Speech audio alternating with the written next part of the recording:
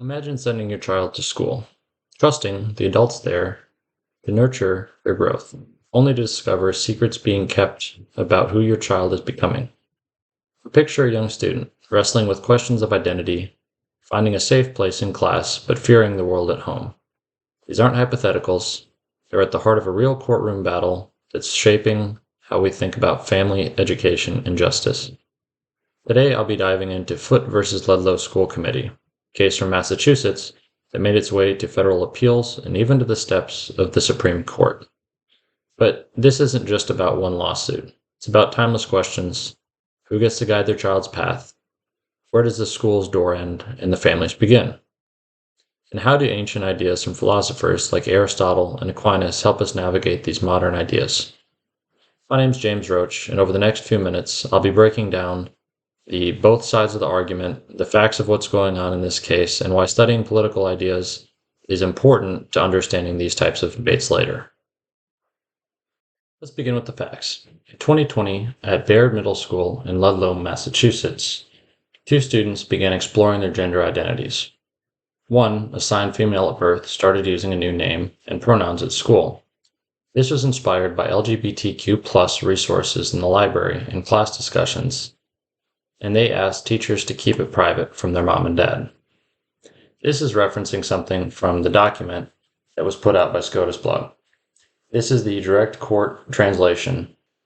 Baird County Middle School is a public school in Ludlow, Massachusetts. Early in 2020 to 2021 school year, 6th grade students at Baird, including 11-year-old, redacted name, were given an assignment by the school's librarian to create biographic videos of themselves.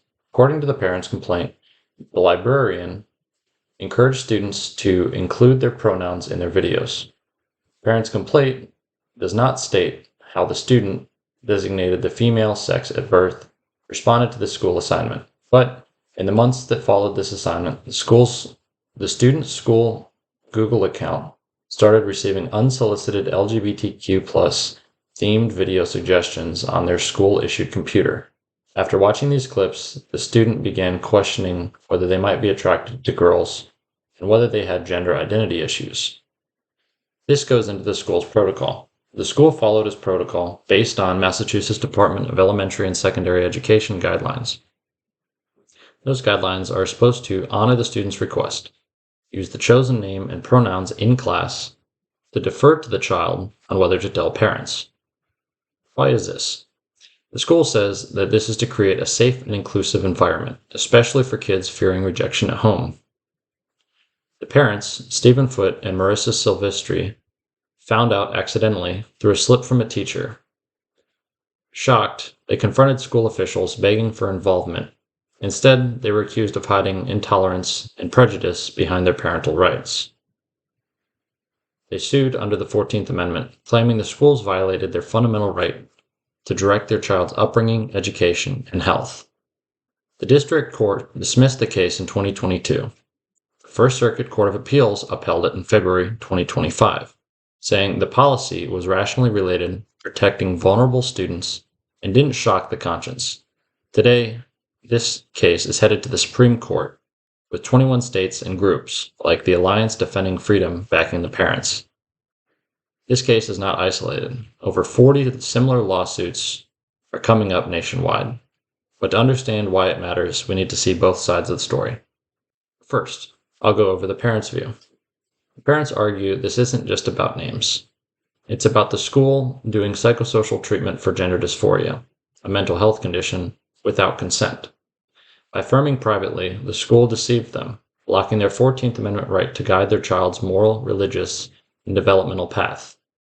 As the Heritage Foundation notes, these policies echo in dozens of districts, eroding family authority. I believe this oversteps. Kids' brains are still forming. They may not grasp lifelong implications yet. Because of this, hiding it risks deeper confusion when parents eventually learn, potentially harming trust and mental long-term health. Studies like those from the UK's CAST review show low-quality evidence for youth gender-affirming care's benefits. Justice here means respecting parents as primary guides, not assuming that they're unfit. Now I'll go over the school's defense specifically from the Ludlow County School District. Their protocol protects kids from psychological harm, like depression or suicide if outed to unsupportive homes. They say, citing the DESE guidance, they say non-disclosure is reasonable accommodation under anti-discrimination laws, fostering inclusion without being medical treatment. The school decides that the way that they're going to fight against this lawsuit is they're going to invoke parens patriae, the state's duty as parent of the nation to shield minors from abuse. Stats are stark. Trans youth face 2 to 3 times higher suicide risks if rejected. It's a utilitarian pitch, but the short-term safety for the child trumps full parental loop, especially if the homes might punish the child for coming out. So, I respect child safety as paramount, but I disagree. Assuming rejection without evidence undermines families. In this case, the school assumes that the families will not support their children and they will not be happy about their child going through these changes. Notification could open up dialogues, not doors to harm.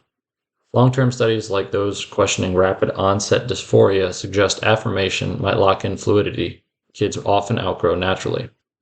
Both sides care about kids. The clash is over how. This debate is not new. It's sort of a remix of ideas from political thinkers we've studied. Aristotle, in Politics, saw the family as society's bedrock. He saw parents cultivating virtue in kids before the state steps in. Schools affirming without notice. That's the state meddling in the household, weakening the whole. Now, strength to this argument is it grounds justice in natural bonds. A weakness is that Aristotle's hierarchy may overlook marginalized voices, like a transitioning child's autonomy, where in this case, the child's autonomy is somewhat dependent on how old they are, and if they are a child, they're still under their parents' care, and their parents are the ones that should be making decisions. Now, looking at John Locke, his 2 treatises champions parents' rights as natural, pre-state against tyrannical overreach. The 14th Amendment sort of echoes this. Due process protects family privacy. My position leans here. Schools as Lockean trustees for education, not dictators of identity, but Locke's individualism could undervalue communal safety nets, the school's protective role. I think that there is a protective role that the school should have, but that should only be in place if they have understanding and they have knowledge that the parents or the household in general is not very good to the child, or that they are actively doing something that is not in the child's best interest. Then we go on to Aquinas. Drawing on natural law in Aquinas' Summa Theologica, children aren't really mini adults. They're under parental guardianship until maturity, with the state aiding, not going against. Another person to look at is St. Robert Bellarmine. His family moral formation trumps the state ideology. And this is sort of shown by the recent moves like the U.S. bishops banning affirming care in Catholic hospitals. In this case, it prioritizes holistic development. Now, there are always weaknesses to all the arguments, but I think that the strengths outweigh all of those, because in reality, when the family is involved, the state should not be determining how the parents bring up their child, as long as the parents are taking care of their children, tending to their health, and they are not actively hurting them. Historically, affirming care evolved from the 1960s pathology models to today's psychosocial support, but long-term studies are scarce. Some studies show short-term mental health gains from affirmation, yet cast and finish reviews warn of low evidence, quality, and potential harms.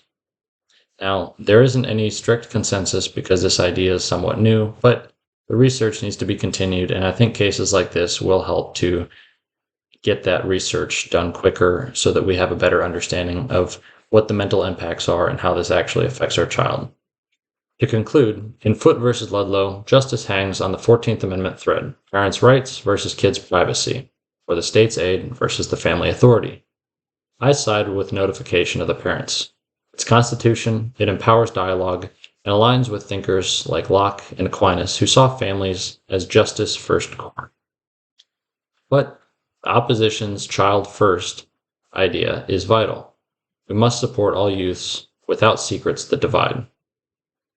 I think studying political thought has helped me to understand some of the case documents, read through them without completely getting lost, and overall, I hope that this helped to bring out some ideas that you hadn't heard before or help to substantiate some points that you never heard. Thank you for watching, and I hope you learned as much as I did in creating this video.